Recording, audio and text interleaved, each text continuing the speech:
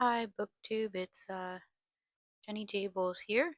Um, yeah, so I'm gonna talk about what I read in May, and I'm gonna try to do it without offending anybody, but I'm also gonna try to be brave and just say my honest feelings. Um, anyway, so let me just start with something easy. I'll get into the heavier stuff later.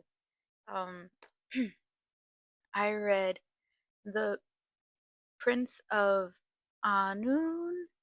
Anun. Okay, so Welsh mythology and um all the ways that you think you're supposed to pronounce the words are not the ways that you're supposed to say them.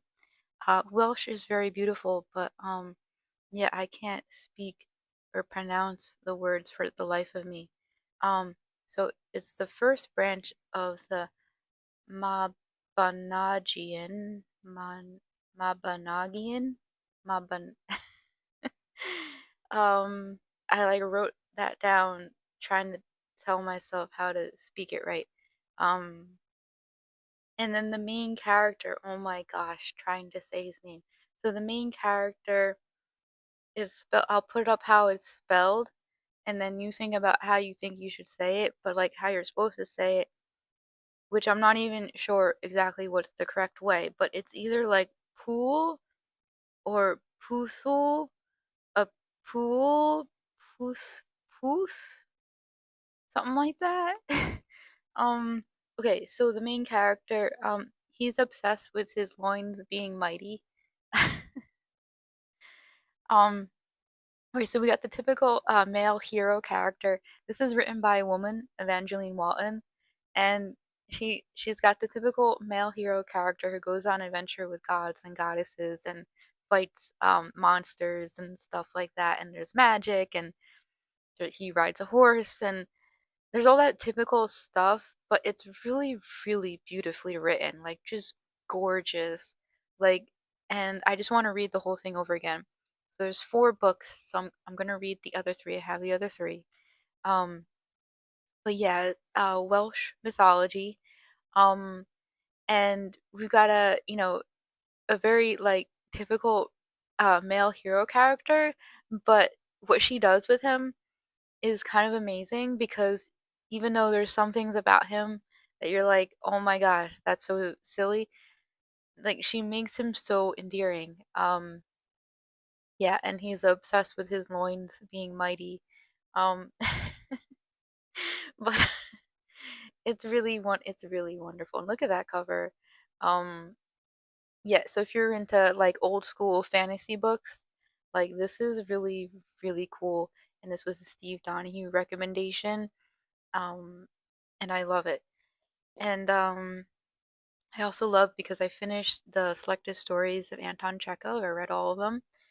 They're absolutely wonderful. I love Anton Chekhov. I'm an Anton Chekhov fangirl, and because he writes about people from every socioeconomic um, standpoint. He doesn't just write about rich people or snobby people. I mean, he writes about them too, but he also writes about peasants, people somewhere in the middle, servants, like everybody. Everybody gets their voice heard, basically, in, Russia, but during this time period. And he's feminist. He's definitely feminist. The women's perspectives, like the way he puts in how women are treated and how horribly women are treated, but the way he puts it into his stories, it's so wonderful, and it's so like wow, I can't believe he wrote this in the time period that he was in, because he's like so progressive in his thinking. Um, it's absolutely wonderful, and the stories are just beautiful. And I think my favorite story was Easter Night, which is there's a monk who is sad in the story, and that's not like the whole story. It's not just a sad monk, but like so some of the stories are just like people having a conversation, and that's basically what that story is. The plot is like two people have a conversation. One of them walks around somewhere and then walks back to wherever he came from. Um, but it's about the beauty of having beautiful conversations with people who you think are just ordinary and that you would normally ignore. Like the next time you go to the checkout counter at like the store and you're buying groceries, it may be possible to have like a really beautiful and engrossing conversation with that person. You may not want to just like write them off as some ordinary human being who's not capable of having, deep and profound emotions about things. Like maybe the waitress at the restaurant, you could you could easily have a very deep and wonderful conversation with her if you let your guard down and allow it to happen. The person pumping your gas at the gas station, you don't have to write off these human beings as just like, oh, standard human that I should just ignore and go on my way. Anton Chekhov kind of highlights the fact that like most of the time when you go through life, you just put people into categories and you write them off and you don't like care about their opinions. But in his stories, he kind of illuminates that if you just pause somewhere, like you're walking through the countryside in Russia and some people have a fire lit and they're like poor people on the outskirts of the village, but you sit down and you start talking to them about like literature or something, and suddenly they like understand what you're talking about. Maybe they didn't read the book, but they get you. And one of them, tears start falling down their eyes, and you have like fall, tears start falling down their face because they get what you're saying. They understand you. It's just like human beings being humans on like the most profound level. It doesn't have to do with like who's more intelligent, who's more well read. It's just humans. Humanism, feminism. Read it. Okay. What else did I read? Oh, it was really good. Oh my gosh, this was so good. Okay, Lucy Brock Broido, The Master Letters, poems. Um, oh my gosh, these poems are so good. They're so good that they're sexy. And they're so good that they're sexy. Um I don't I'm like speechless. I'm speechless at explaining how good her poetry is. Um she's amazing. I'm going to read all her poems. When I got to the end of this, I just wanted to restart and like read the whole thing again. It's really, really good. So I highly recommend Lucy Brock-Broido. I know nobody cares about poetry, so I'll just move on to the next thing. Yeah. Okay, so Virginia Woolf, Mrs. Dalloway. I decided to give Virginia Woolf a try again after not like reading anything by her for like 25 years. Let me give this a try. Um, So I don't want to make people upset, but I had a very, very strange reading experience with this, which I think was different from like everybody else in the entire world. Um, I thought that Clarissa Dalloway was the villain in this novel. I thought she was a terrible, horrible, horrible person. I hated her. I thought Peter Walsh was absolutely terrible. And they're the two characters that take up the most space in the novel, and there's a bunch of side characters. Septimus is kind of like the next one that takes up the most space, but I loved him. I thought he was a brilliant character. Um, Basically, I saw all the characters minus the Clarissa Dalloway, the main character, and Peter Walsh, who's like semi also main character. Like if they had been removed, those two, who I thought were the villains, if they had been removed, and the novel just focused on all the other characters, so like five or six other characters, who I thought were amazing. Even like there is a brief, like cameo of a homeless woman that's described so beautifully and so eloquently. And I was like, if we were allowed to focus on her, if we were allowed to focus on the poor cousin who's invited to the party, who Clarissa doesn't want to be there and doesn't speak to the entire time at the party. I want to know about that that poor cousin's interior life. I wanted to hear about her perspective.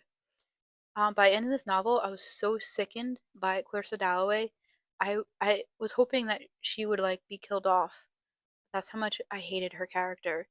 Um, and I think people are going to be mad at me for saying something like that, that I was supposed to empathize with her, feel bad about her situation. But I, it's so hard for me to feel sympathy for a snob. super snobby rich person. Like I and like just think about like what's going on. Okay, gather my thoughts and let me say what I'm trying to say. Think about what is going on in the world right now. Like I can't I can't feel sympathy for someone who doesn't want to look at the world and see all the injustice and the horrors and like look at it and try to understand it. She's abusive to her daughter. What I thought was, I thought her daughter was the hero of the novel. Her daughter makes friends with a lesbian. Her daughter reads books. Her daughter wants to go to school and become a doctor or something. And she wants to make the world a better place. She wants to get to know people outside of her social, you know, group. She made friends with a lesbian, and Clarissa, the mother, is just like thinks very low of everything that her daughter is doing and does not approve. And I thought that's absolutely horrible. If I had a daughter, I'd want her to make friends with lesbians. I'd want her to want to go to school and get educated and become a doctor. I would love to have a daughter like that. Anyway, so I hated Clarissa, and I thought that we were supposed to hate her and that she was the villain of the novel. And then when I finished reading it, I started reading what, experts and whatever other people write about the novel, and they're all like saying like we're supposed to feel bad for her, that she's just a person with flaws or something, trying her best in a difficult time period for women. And I was kind of like, no, no, like, no, like, I, I can't. I can't. I can't feel bad for her. I mean, she's just like the people. Mm, and anytime, like, I'm just telling you the honest truth about how I feel. Anytime I try so hard. I kept thinking about what it, like, feel bad for her, feel bad for, it's the time period, blah, blah, blah. But I can't. I can't. She's so horrible to the people around her. She mistreats the people around her. She's such a snob. Um, I just so if if the way that I viewed the novel, which I know is very different from everybody else's way of viewing the novel, but if I look at it from that was Virginia Woolf's point, was that we were supposed to hate Clarissa Dalloway and Peter Walsh, that they're like just these awful vile people, um then I like the novel. But if that's the wrong way of seeing of view, having a viewpoint about the novel, and that's not what Virginia Woolf was trying to do, then I don't really like the novel, because I don't think that I'm like, I can't ever feel sympathy for Mrs. Dalloway, Carissa Dalloway. I'm sorry, like she's so awful. I can't. Um, yeah, that's just I no. Anyway, so that's how I felt about it. And I do want to read more Virginia Woolf. And don't get me wrong, this is very beautifully written, and I was entranced by the words and stuff.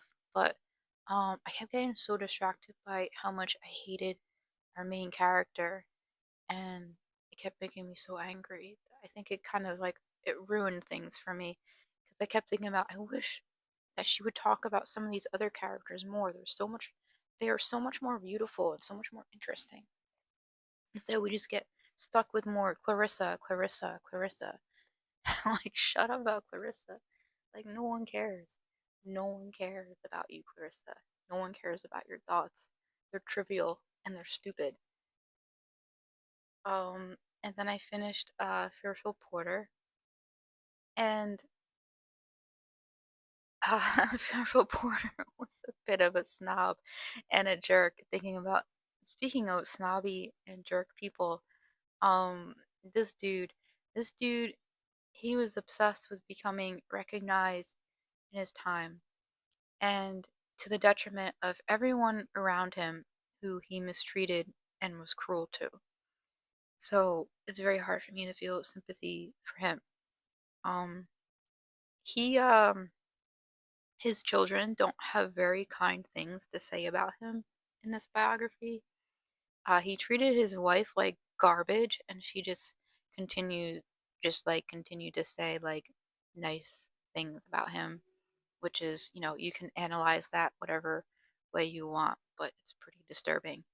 Um, and Yeah, and then he had this affair with James Schuyler, which the biographer tries to paint James Schuyler as some like, well, he was bipolar and wild and crazy, and poor Fairfield Porter just wanted to help him. And it's like, no, no, Fairfield Porter took advantage of that situation. It's stated at some point in this novel, in this book, that James Schuyler, he was homeless a lot and had nowhere to live, and but Porter took him in. Fairfield Porter and his wife took him in, and if they hadn't took him in, he would have had nowhere to go. Um, but at some point, like Fairfield is like, if you don't continue to have a sexual relationship with me, yeah, I'm gonna kick you out, and you're gonna have nowhere to live. And James Schuyler had to like continue having a relationship with him when he no longer wanted to have a relationship with him in order to have a roof over his head. And the biographer somehow tries to paint it like that still Fairfield Porter was just being a nice person by allowing him to stay there, but that's sexual abuse, okay? You can't just like be like, if you don't have sex with me, I'm gonna make you homeless. Um, yeah. So I kind of was really disgusted by that. And um, what else do I want to say about this? So yeah, there is a biography of James Schuyler coming out. I'm going to read that, and then I'm going to compare the two, and maybe that will be interesting. Um, and I think my uncle gave me that book because we're related to one of the artists in the 10th Street artist group of that time period. Um, which doesn't mean anything because you can be related to someone who's considered famous or whatever and it not have any impact on your life whatsoever, pretty much. So but I think that's why my uncle gave me that book, because it mentions a lot of the artists of that time period which were also around this family member of ours. And yeah, and I'm just glad that I finally read it because it was the last book that my uncle gave to me before he passed away. And I would have liked to have talked to him about it, but he's not alive, so I don't have anyone to talk to about it, so I'm just talking to it with my booktube friends. Oh, hey, booktube. I almost forgot to mention. So, me and Brandy at the Booklectic are going to read Imzadi in either July or August. And Brandy at the Booklectic made a Voxer group for it. So if you want to get in on that, let one of us know and we'll let you in the group. And I think Josh at Talk About Trek is also going to join. So small group so far. But that'll be cool. And then what you should also do is you should also watch the video that Allie made at A Genteel Black Hole about the poetry party. And if you want to join the poetry party, then you can be a cool kid too. So check out Allie's video about a poetry party. And yeah, thank you, BookTube. Bye.